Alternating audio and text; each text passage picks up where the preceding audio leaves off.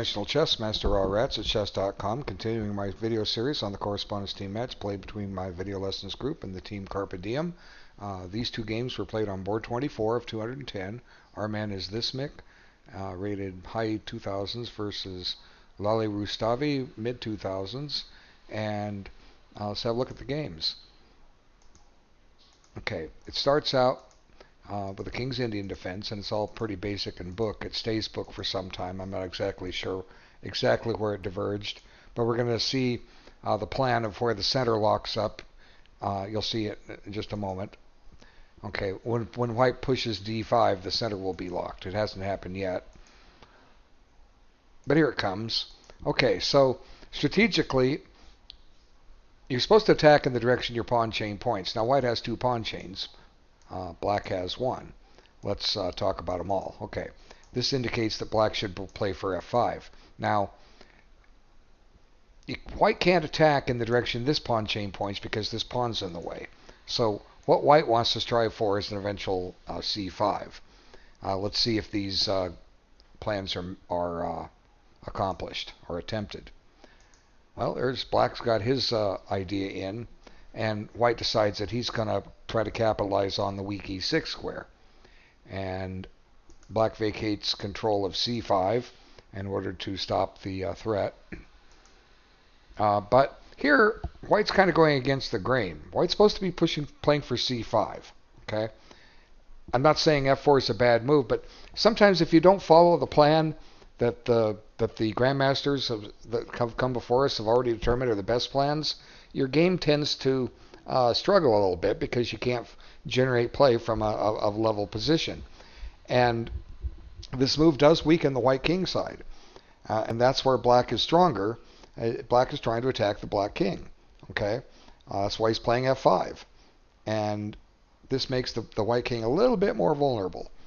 So let's see what happens. Black goes ahead and weakens his king side a little bit more, but black wants to be advancing pawns here. Black's playing for mate. Now, this must be given up. The bishop pair must be given up. Now, that's black's best piece in a King's Indian defense. So at least white's gotten rid of it. And now we no longer have this pawn chain, but black has an outpost on d5 that he can occupy. Well, maybe he can't stay there. But anyway, now, is this pawn a strength or a weakness? Well, it's both. I think black does the right choice by not trying to play to win it right away. It's not going anywhere. We can collect that 30 moves from now if we need to. But now white gets the thematic move in he was supposed to do, but then immediately makes a miscalculation. Now here's one of the reasons why f4 was a mistake. The bishop is now loose. It needs to be protected. A simple safe move that nobody probably wants to play is bishop c1, and I think the game stays pretty level. But white immediately, I guess, didn't analyze it carefully, didn't analyze all the captures out, and these are relatively easy positions to analyze because they're all forcing moves. So, I mean, I'm still finding people that don't understand exactly how to play correspondence chess. One person, he's even my own student, and he's playing over the board games and trying correspondence. He's been playing correspondence as long as he's been on chess.com, and he didn't even know you're allowed to move the pieces around and analyze the correspondence game. Well, that's perfectly allowed. If you don't want to do it, that's all right. If you're trying to use correspondence chess to practice your overboard thinking. But you know, there's two arguments on this. Some people say that being able to analyze doesn't train you to think for yourself over the board when you have to try to visualize a position in your head. But my counter to that is, well, you know, one of the ways to improve is analyze the game afterward with your opponent. Well, what do you do when you analyze the game after? You move the pieces around. You don't just sit there and say and discuss variations from a set position. No, you move the pieces around and share the ideas and look at this, that, and the other thing. Okay, so apparently white didn't analyze this carefully. Had he done so, he would have seen the forcing moves lead to disaster. So black grabs a bishop, white grabs a knight back, but when it's all said and done, material is pretty much even. except black is winning the exchange. There's a fork on e3. And black has won material. How could white have missed this possibility? Does white think he has compensation for the exchange? Well, it's kind of hard to see that when this knight's not menacing anything at all. This bishop, well, it can come over here and protect a pawn, but it could probably be chased out. This rook hasn't even developed yet, and there's nothing on the d file. Besides, black has two rooks to oppose with. So clearly white didn't analyze this out. That's my best guess. And now black can just win it almost any way he wants. So first thing he does is he gets his king tucked away to safety. This frees the queen without an embarrassing discovered check coming in. And I'm sure black has a multitude of ways to win this. It's just a matter of choice. And here's white trying to remaneuver that knight around a little bit. And knight tries to hold on to that pawn. And black just goes through with his plan. Expand on the king side. Even though this pawn becomes protected, it's not going to stay safe for long, as black will demonstrate. Now the bishop is driven away. Now it's just a matter of getting rid of the knight. Well, the knight got rid of itself. So thanks for the free pawn. And if white takes on g4, he runs into trouble. Let's see. Try to remember this. Okay, if he takes on g4,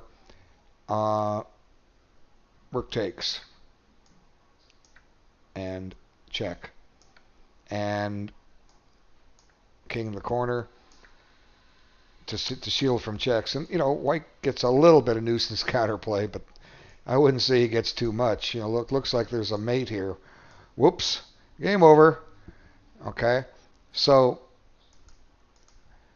this is because the white king side has been weakened by the advance of those pawns. Everything opened up. The king became exposed. So white does grab this pawn, but then instead of taking the other pawn, he grabs the bishop, and this allows black to bring the queen over. Now the g pawn is thoroughly protected, and there's no nuisance check here to deal with.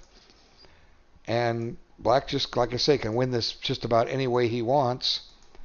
And white tries desperately to get active, but black always has counters here.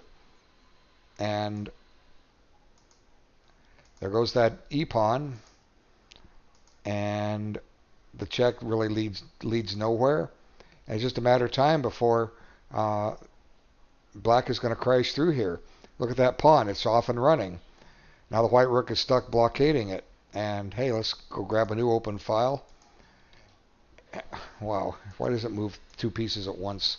Please get version3chess.com, please. I click it once and you make 3 or 4 moves. Now stepping into a pin. Hello, pin.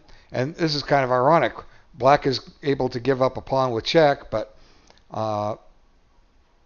white runs out of checks really quick, and he's got major problems on f1. So white just falls apart quickly here. And now the queens come off, and white realizes that he's going to lose his bishop on f1 and be a rook down with no hope, and so he resigned after king takes. So much for that game. Let's bring the other game up. What move will it start it at? We'll see. We always wonder about this. Oh, look at that. All the way down on move 26. How did it pick move 26? It's supposed to start at move 1 or move 0. Okay.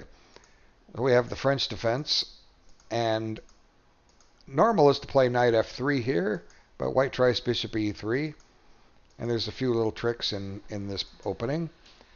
And this move surprised me, but I can see the point behind it. You're going to get the piece back. But white's getting rid of his good bishop. But he's also opening up lines for his bad bishop. He doesn't have that pawn chain anymore. Get rid of that guy.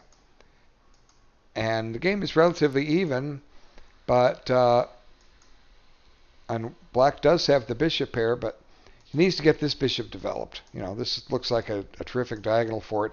His king isn't in any danger yet. White's not doing anything on the king side. Why not just go for that development first? You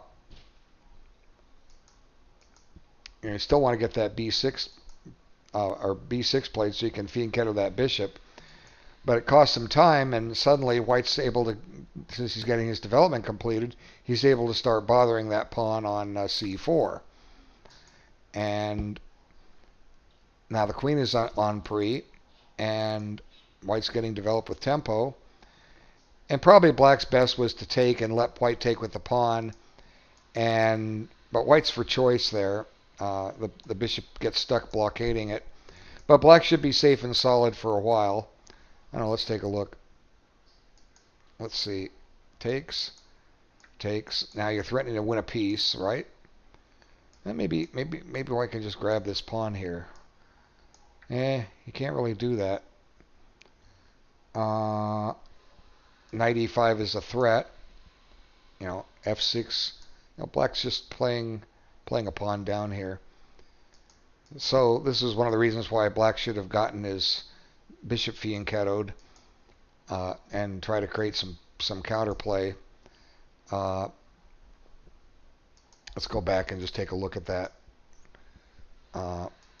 Okay, so you take this bishop. Now, White castled. So let's go ahead and play b6 right here and now. Okay.